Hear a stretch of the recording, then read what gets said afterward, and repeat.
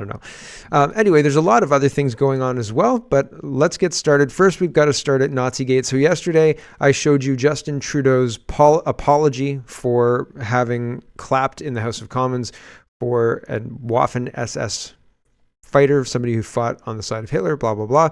And that's a big deal in Canadian politics because of everybody's collective understanding of history.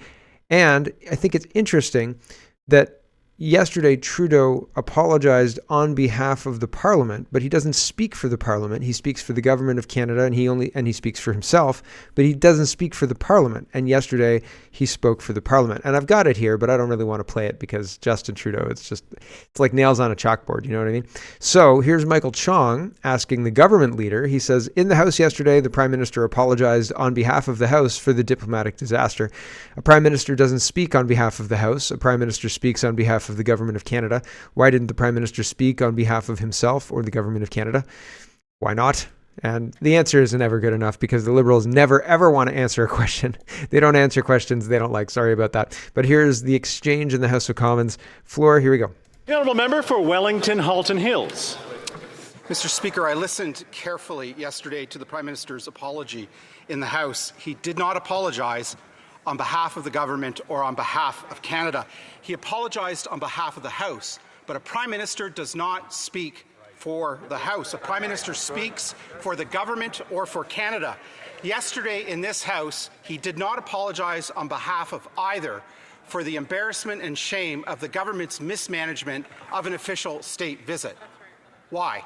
The Honourable Government House Leader.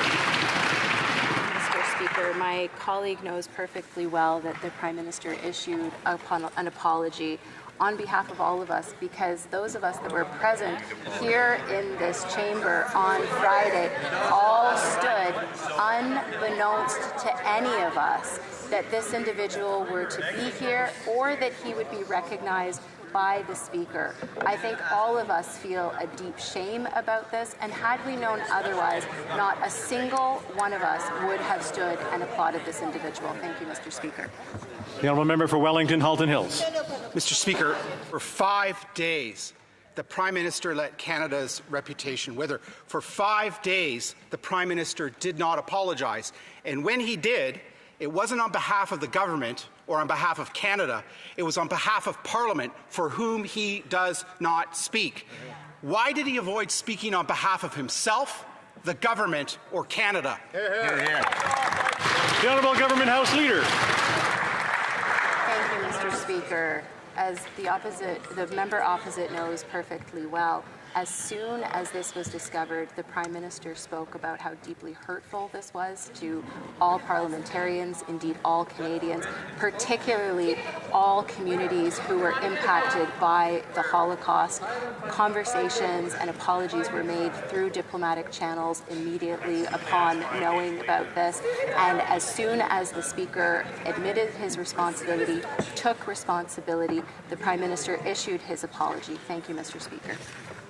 So they're saying Anthony Rota, if only Scott Bryson didn't resign, then we'd still have Jody Wilson-Raybould as the Attorney General.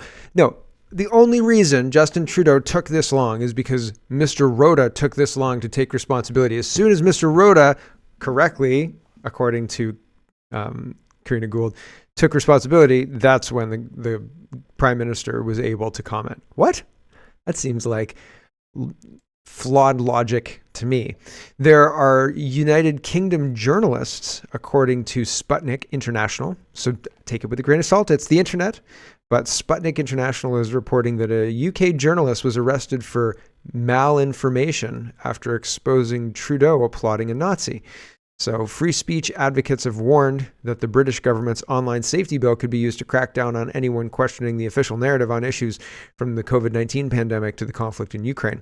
A British independent journalist has been arrested after he condemned the Canadian Parliament's lauding of a Ukrainian Nazi Waffen SS member. Warren Thornton was hosting an edition of his webcast, The Real Truth, on the evening of Sunday, September 24th, when police officers knocked at his door. The video blogger has been critical on social media of NATO's support of Ukraine and its conflict with Russia. He had also helped expose the dark past of 98-year-old Ontario resident Yaroslav Hunka, who was given a standing ovation in the Canadian House of Commons last week during a speech by Ukrainian President Vladimir Zelensky at the invitation of Prime Minister Justin Trudeau. Guest Fiona Ryan recounted how Thornton vanished 20 minutes before the show ended, and she was talking with fellow guest John E. of the Cafe Revolution YouTube channel based in Donetsk on the front line of the conflict with Ukraine. When the show ended, she sent a WhatsApp message asking what happened. He texted back a single word: police. Thornton confirmed to Sputnik that officers from the regional cybercrime unit invited him to be interviewed. When he declined, they put him under arrest and drove him to a police station in Bristol, many miles from his home. There they attempted to serve him with a formal caution for malinformation in relation to 16 videos he posted on social media. He was finally released without charge or caution on Monday, left with a lengthy train ride home. Several of the videos, and it goes on to describe the content of the videos. So it's interesting that these online safety bills are being used to crack down on information in a way that is very, very similar to the way you would expect information to be cracked down on during the Second World War and that kind of regime, right?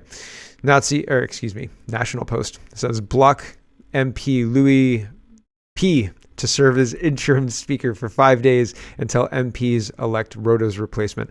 So it's interesting. And this person says, after the Nazi, if you needed more fodder to show what a clown country Canada is, we just installed an interim speaker of the House of Commons, one of our Quebec separatists who'd like nothing more than to see the country fall apart. Clown world. So, right, there you go.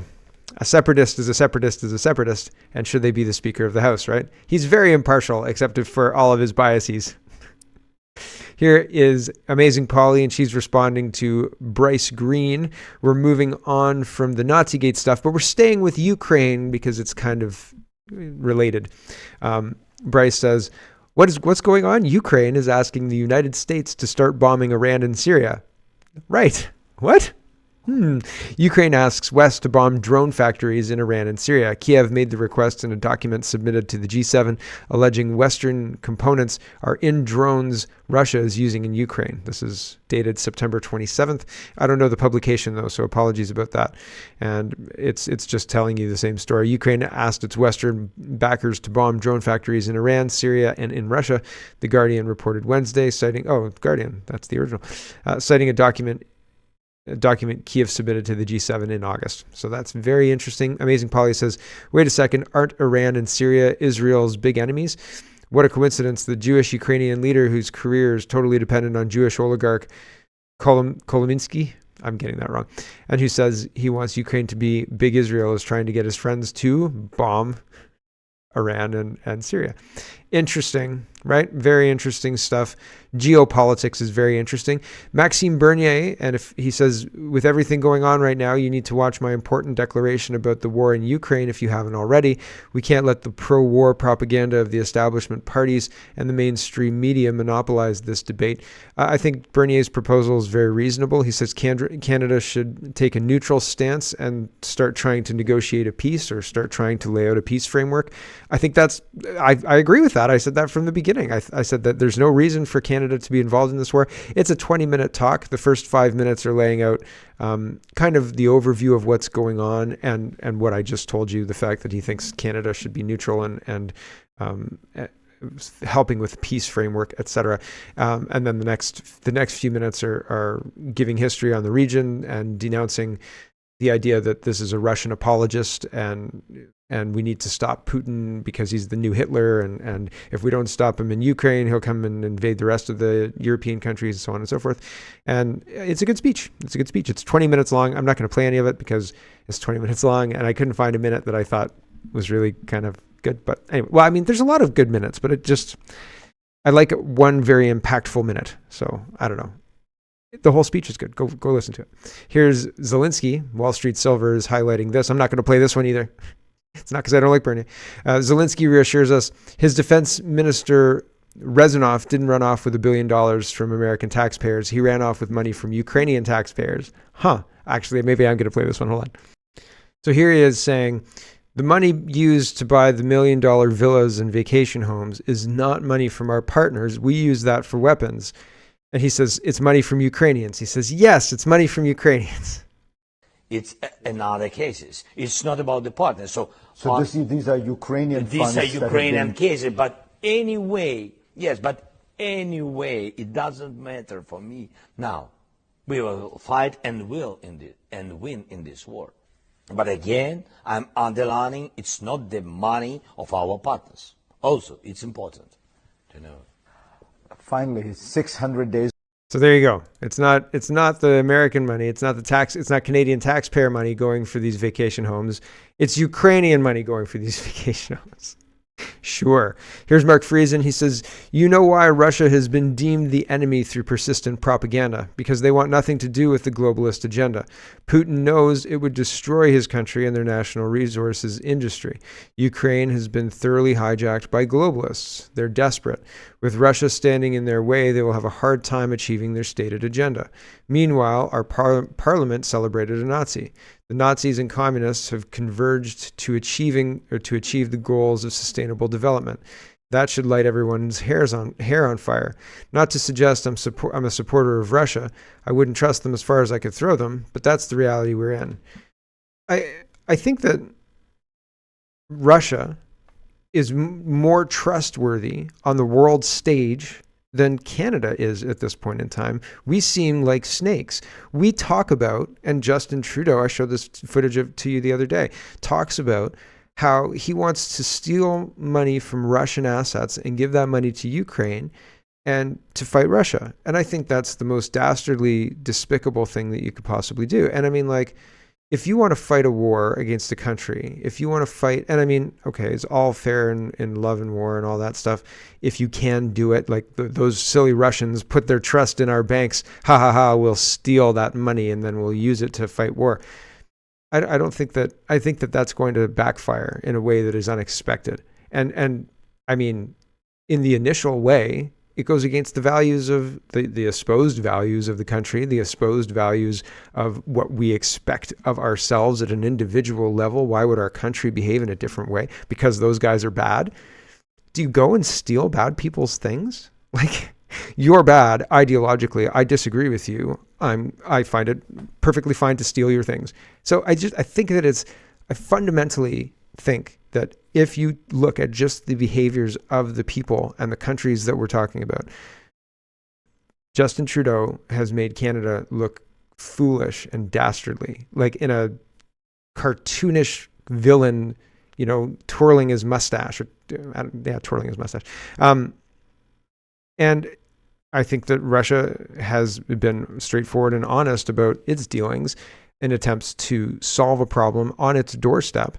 And I think that the propaganda that is being pushed out to change people's conclusions is unbelievable. And so I think that it's really interesting. Just like you have to say, if you talk about Trump, I don't like Trump or anything, but that economy seemed to be pretty good, right? Like, I don't like Trump, but all sorts of these things. And people say they have to couch it in these kind of, I don't know, bumpers, I guess. Like, don't misunderstand me. I'm not saying something that's going to make you unfriend me or anything like that, but right. And so I'm no Russian apologist, but well, it's not about being a Russian apologist. I like to be in touch with reality. And if people lie and behave outside of the morals of the country while they're representing the country, that doesn't make us look good. That's not good. That's not good for Canada. That makes us look dastardly and evil. Moving on a little bit. This is kind of in the same vein. This is foreign. India. India is mad at Canada because Canada relies on a Khalistani for the leadership to stay the way it is. And Ryan O'Connor points this out. Jagmeet Singh, and I'm very frustrated by this, but I'm very frustrated by this at every level of government. All of them behave as if the geopolitics that are playing out, India being mad at Canada, Canada being holier than thou with regards to Russia, but acting like evil. All of that stuff is playing out, and the politicians behave like, oh, today's Puppy Day. Like, have you been to the latest festival? Like, we're here with our Ukrainian friends, and we're supporting this, and blah, blah, blah. Like it's a festival, like everybody's supporting it, like it's normal to fund a foreign non-NATO war when we're not meeting our NATO expectations, et cetera, et cetera. There's all sorts of crazy stuff going on, and our politicians are acting like this is run-of-the-mill normal. Okay, so that's the loading for where we're at here. Jagmeet Singh says Canadians are in desperate need of affordable housing. For too long, the Liberals and Conservatives have allowed our housing market to be overrun by corporate landlords. We can't trust those who created the problem to fix it. And Ryan O'Connor highlights, he says, the NDP leader continues to beclown himself in the House. He's the only person in Canada who can pull the plug on this government whose inflationary policies caused the housing crisis. Instead, he theatrically complains, but won't do anything until he is pension eligible in 2025. So he's the only one who can actually achieve any kind of movement on this. And instead of doing that, he pantomimes in the House about fixing the problem and blames the Conservatives and the Liberals who he's propping up for the problem that he himself created. It's incredible. It's incredible.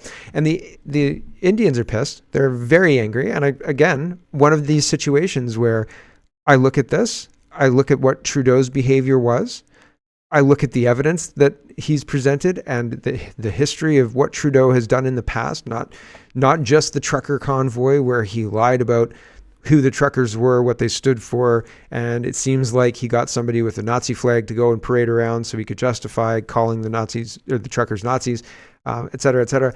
I look at that and I look at what Modi's doing and I think to myself, Modi seems like the guy here who's telling the truth, and Justin Trudeau seems like the heel. Like if I'm watching wrestling and I'm watching Modi and I'm watching Trudeau, Trudeau's the guy who everybody's hissing, booing, and upset with, right? And he's the heel. Canada's the heel, and that's not good. Or international diplomacy. We're the worst. We're the absolute worst, and we're not getting any better. And it's not like this is new. This is at least as old as 2018 and probably before that. Contrarian says, quote, if Canadians want proof, here it is. Here's a Republic broadcast India did, a sting operation. So they were trying to find out what do you people want, and like how serious is this? This video and this video are very similar. They're showing the same sting operation, but it's still very interesting what's going on. Here's the Indian broadcast to explain. Trudeau's close ally Jagmeet Singh is seen sharing the platform with Khalistani terrorist Shamsher Singh. Remember, viewers, Jagmeet Singh is the person on whose support Trudeau exists. And this direct link, therefore, between the Trudeau government in Canada and the Khalistani terror groups has been established. This is a link that is not aimed at embarrassing Canada. We are putting out details of this link so the Canadians realize what their country is becoming under Trudeau. Nothing but a terrorist heaven. Let's debate. The Trudeau government in Canada is surviving with the support of NDP leader Jagmeet Singh. And here's proof of Trudeau government's direct link with Khalistani elements. Seen in this undated video is Trudeau aide Jagmeet Singh sharing space with pro-Khalistani Shamsher Singh. The man who was stung by Republic in 2018, where he openly admitted his secessionist and terror agenda. Completely for a secessionist movement.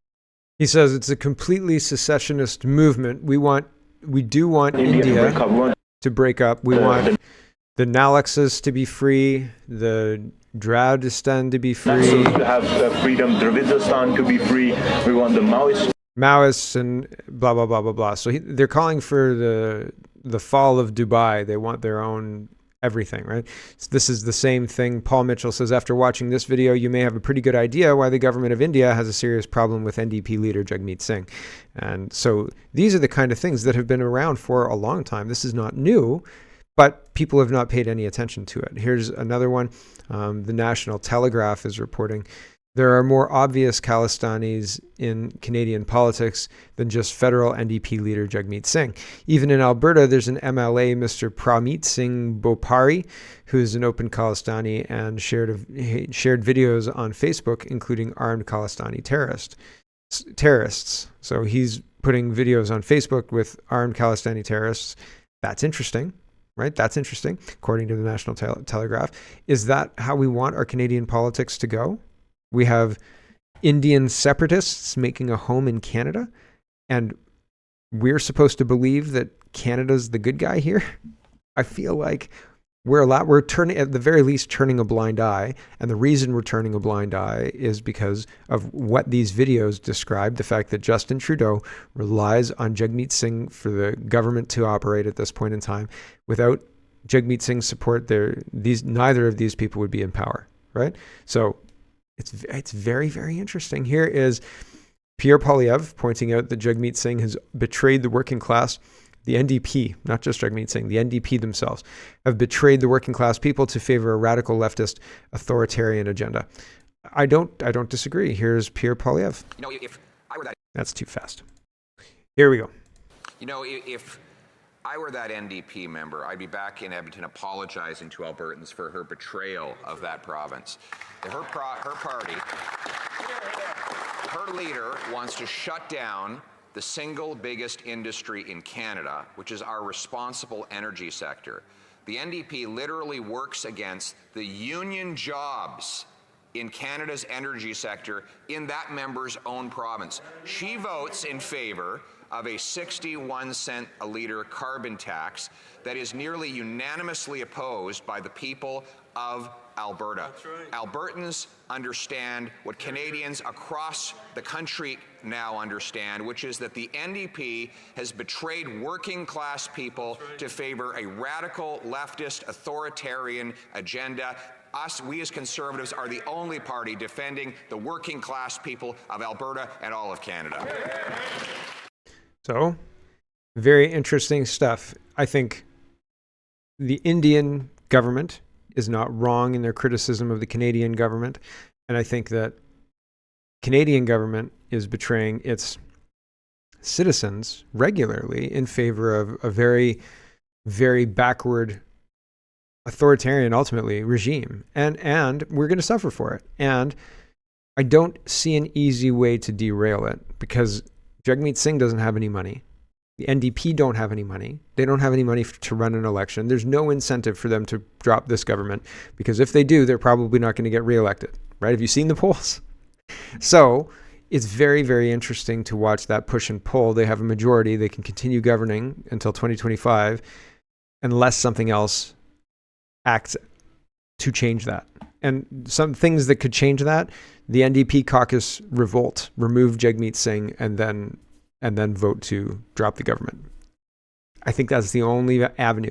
If I was Poilievre, I'd be picking away at backbenchers. I'd be trying to get deals with backbenchers. I'd be making a deal with enough backbenchers to move a motion to surprise the leader of the NDP and maybe the leader of the Liberals to have some of their backbenchers vote alongside the Conservatives to drop the government. Like a confidence motion that backroom deals have been brokered. Like there was a Kevin Spacey, very, very creepy guy.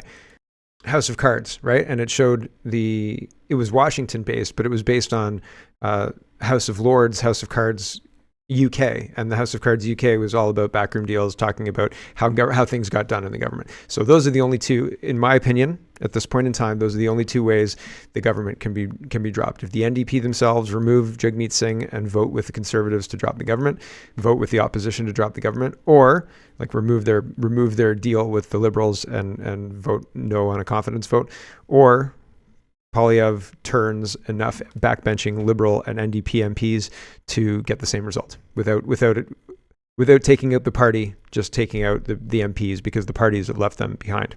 So I could see it. I could see some backbenching MPs going along with it enough to turn the tide.